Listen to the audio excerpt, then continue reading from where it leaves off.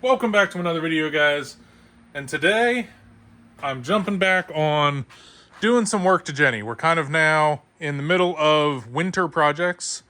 I got a whole bunch of random, I don't want to say random, but there's a lot of little things that I want to start going over to make it better for this coming year. And this coming year is coming up real quick. It's mid-February now, and end of March I have an event already.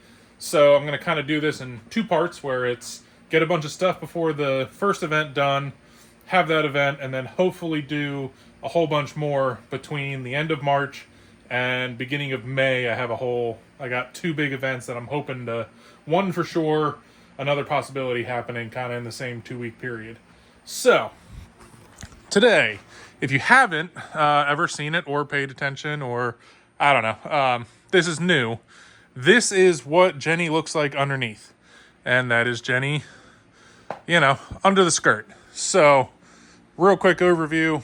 I have a winch system back here that goes up with four all the way up across the beam, and then it drops basically 4 points, lifts Jenny up off the car chassis. So now that we're up to speed with how the boat is not attached to the car, that takes me about 45 minutes to an hour to physically pull the car in. Maybe I'll do a time lapse from one of my old videos. Pull the car in, move it over, get the boat up. That's about 45 minutes to an hour, depending on how motivated I am. But that brings us to current situation. I've already taken some stuff apart on it, so if something looks weird, don't worry about it. Today's focus is angle kits. So currently I have a very basic PMC, I think it's a stage 2 angle block adapter. So I'll show them when I take them off, but it's a block that adapts to the knuckle with then a modified tie rod pickup point with longer tie rods. I'm upgrading from that, hopefully, to this RA Kits angle kit. So I've heard good things about these, and basically I need to try a couple things that are different on my setup, because I'm the only idiot with a boat. So I have some other kind of, I don't say criteria, but limitations, and I'm going to try to go over all of that really good here, because I'm going to take as many measurements as I can for the current angle that this kit has and how far it pokes out. I have the laser set up over here to try to give me a baseline off of this wheel. And then I'm also probably going to lay a piece of angle iron over and drop it straight down, so that with like a plumb bob, so I know exactly how far out this sticks. Because I never did any of these measurements. I just had this same angle kit on the other car when I originally made Jenny. And this is how tight it is, because the tires do touch the inside of the boat just a bit. Both sides, we got some rub marks. It's not terrible, but it does touch. Which means if I put an angle kit on that's more aggressive with more poke, then I'm going to run into the boat even more, and I'm trying not to do that. So let me jump into starting to set up some measurements and testing, and I want to get some baseline numbers off of this. All right, so first thing to attempt here is I want to see how much angle this has and see if I can find a way to measure it. I'm going to do it on the ground first with the skates underneath it, just so that, one, it moves easy, and well, it's already set up this way.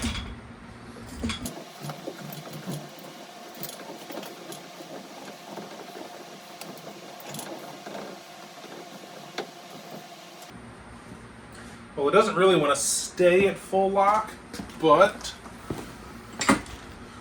we're going to mess around and figure this out.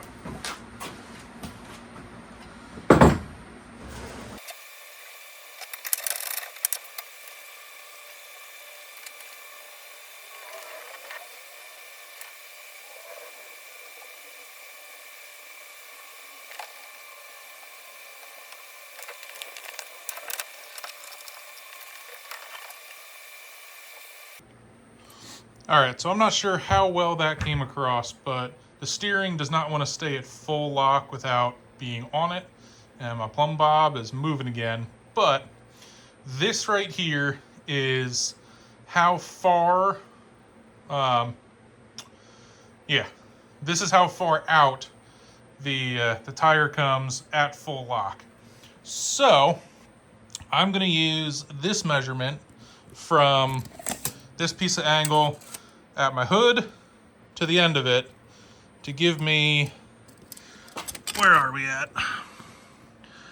7, where are we?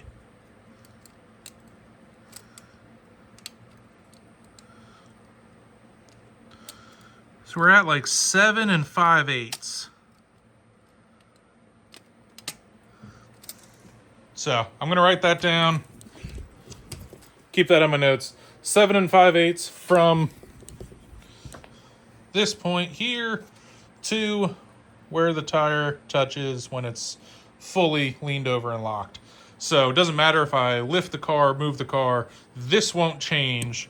As in, if I was trying to do it with the laser, that would kind of move as I jack the car up and all that. So I'm gonna get this torn apart, get this old kit off, and then get the new RA kits unboxed and see what they look like next to each other. Well, at least good news for testing data. The plumb bob hasn't moved, and it is, there might be an 1/8 inch different when it's in the air and it's at droop. So I'm going to keep those measurements. I actually did 7 3/4 is the measurement I'm keeping. I'm a nerd light, and now I'm going to rip this thing apart and keep going.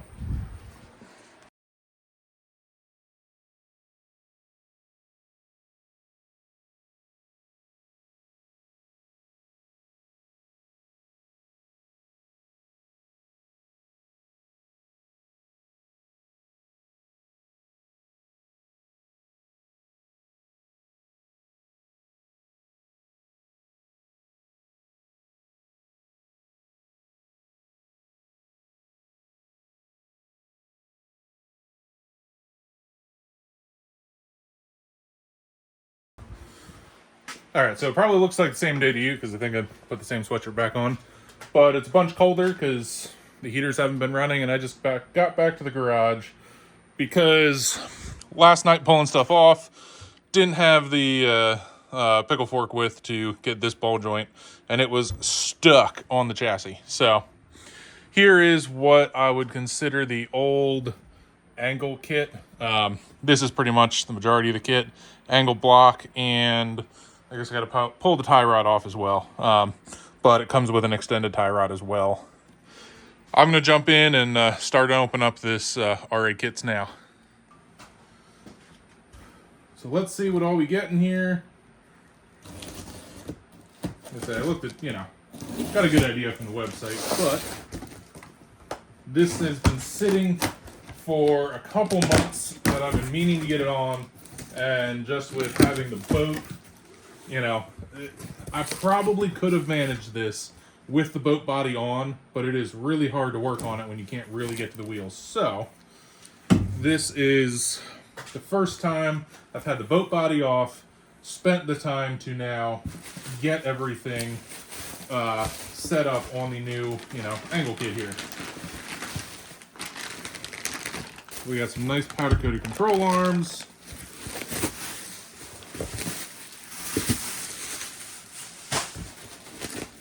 Lots of good packaging, keep it all together. Another control arm. And then looks like tie rods. Okay, I don't know everything that's in here. Where'd my blade go?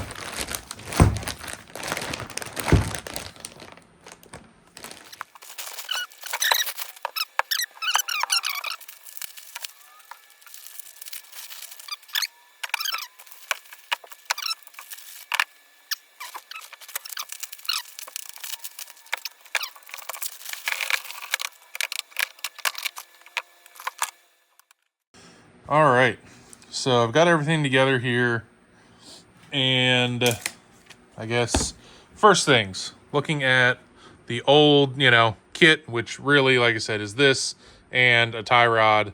It uses stock control arm. Everything else was stock. I didn't even change those bushings. But on this one, the way it mounts, it actually moves, your hub out. This is about, I think it was just about 1.5 inches. So technically it's like having an extended lower control arm without actually, having the extended control arm. On the new RA kits, so it's 50 mil wider on each side. So this one was measuring out at, what was it? This was like 15.5. So this was about 1.5 inches longer with this bit here. And then the RA kits is 16 inches from here out to here. So I get about another 1/2 inch of track width, which we'll see how that compares to actually on the car. Now, I also had spacers on the front, so I could take those off, and we'll see how everything lines up there. But then also, so because everything comes, I don't want to say disassembled, but we have multiple pieces here. Control arm with your lollipop bushing for the back. That's fairly self-explanatory. So the bolt that goes here, that goes up into the chassis, is going to be this guy. And then you have your block here that actually has this piece, which is used for Ackerman adjustment. Basically, you have holes that you can go in the front to. You have holes that you can go into the back to. If I can see that while I'm on camera. There's also, you can do a front hole and a back hole. So basically, you should have, I'm not positive. If it is 0 when it's in between the two, but you have 3 levels of, adjustment here. And then you're going to use the black bolt. That one goes through, so just like here. Black bolt goes through here, and it goes through the tie rod end. The bolt with the big flange nut goes over here. This is what will bolt to part of your hub. And then this guy with your, so this goes through the control arm with this, flanged, basically adapter for the pillow ball. And then this right here in between is where it bolts to the other part of the knuckle. So far looks like, pretty good kit, pretty happy with it. The Ackerman adjustment, I'm going to have to play around with that a bit, see how I want it. But for now, I'm going to take this and start getting it thrown on the car.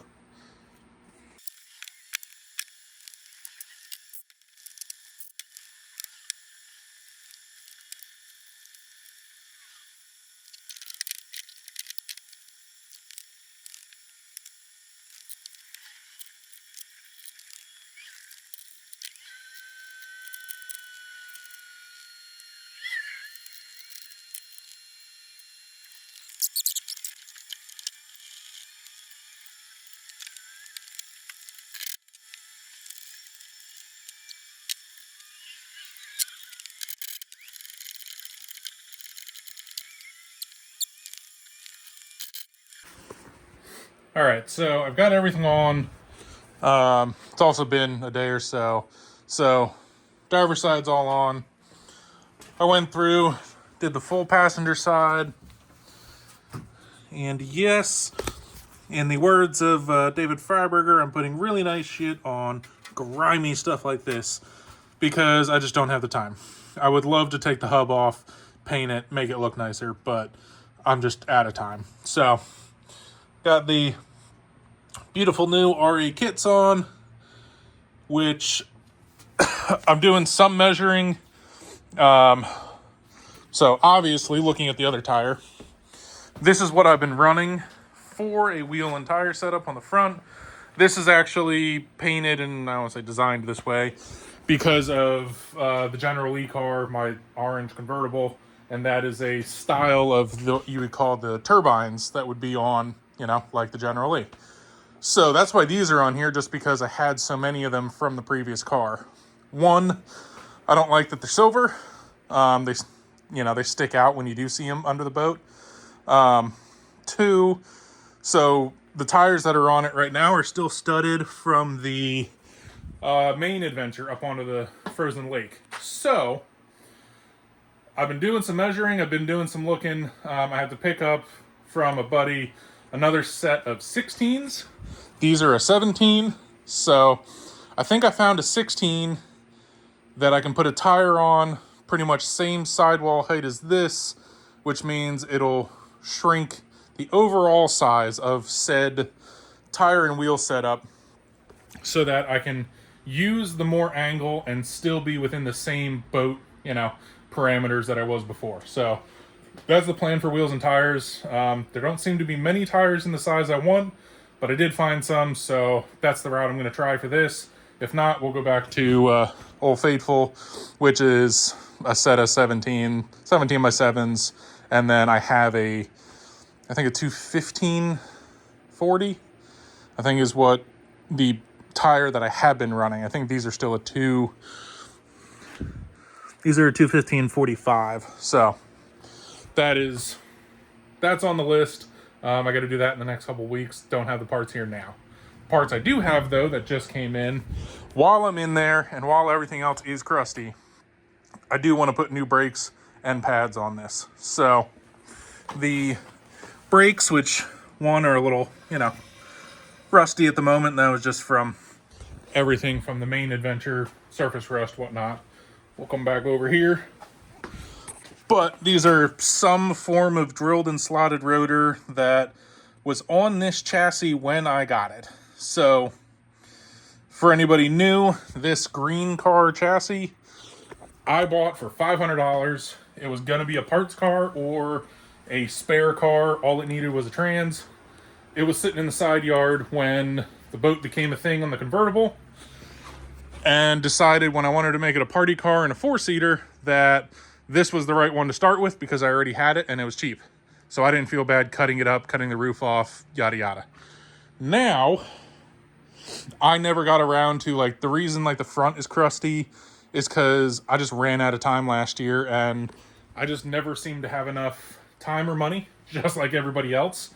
So everything gets done the best it can kind of in the time frame I have. So it had brakes and rotors and it had all of that on it and they worked. I'm finally getting around to putting a fresh set of rotors on it and a fresh set of EBC yellow stuff pads, which is the same as what I have on the rear, which you can see some yellow in there. So basically, basic stock rotor, EBC yellows. I have a feeling this could have been part of my issue with left foot braking type of deals throughout the year, because the without having as grippy a pad up front, I had to get on the brakes harder to get the fronts to slow down. But then now I have a grippier pad on the rear, which is now, you know, affecting how much it's going to let the rear wheels spin, how much, you know, it's slowing those rear wheels down. So now I'll at least be back onto a even set of, you know, pad grip. And then during the year, I did add in a brake bias valve to take some of the pressure, you know, away from the rear, so that left foot braking became easier, and it didn't want to lock up the brakes with the. Basically, if you left foot braked and pulled the hydro on an inline setup like this is, it was doing some funky things. So since I did the inline brake bias, you know, adjuster, that has helped a lot, and I think these pads are going to help as well too.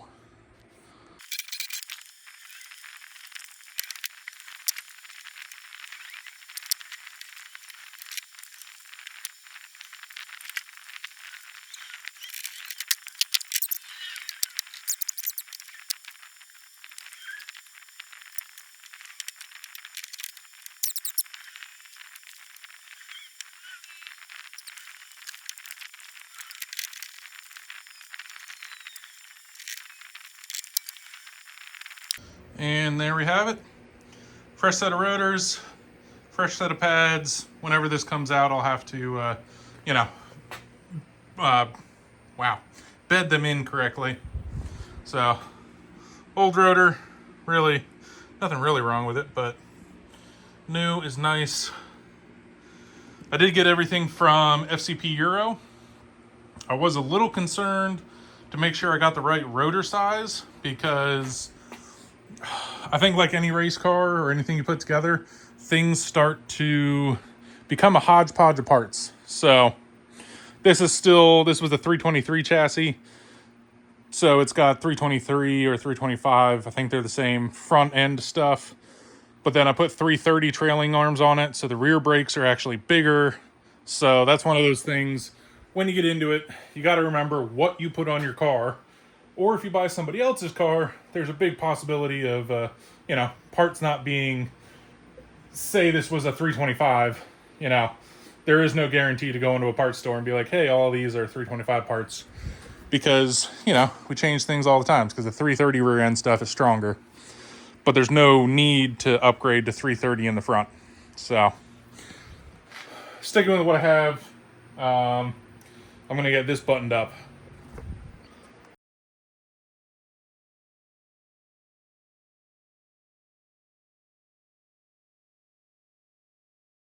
Used to run 17s. It was 215/40, I think. Or, 215/40/17. And I'm going to be running a set of 16s, which are like a 205/40. Trying to get, once I added the RA kit's angle kit to it, it pushed that lower control arm out, and I was going to run into, boat clearance issues at full lock with more lock. So I went smaller wheel. So I never really finished out or closed out this video. I wanted to get laps in, and I got the amazing opportunity to run at the LZ WorldTour. So this is where the first laps of the RA kits came in for me, and it honestly worked flawlessly. Car felt great all weekend, running with some amazing other drivers during this whole event. So I'm going to leave you here with some footage of, the kit in action. Look at that, I already got it dirty, but nice RA kits on some rusty knuckles. And then I'll leave you some outside footage as well. But for this one, this is going to be your captain out. You guys have a wonderful night.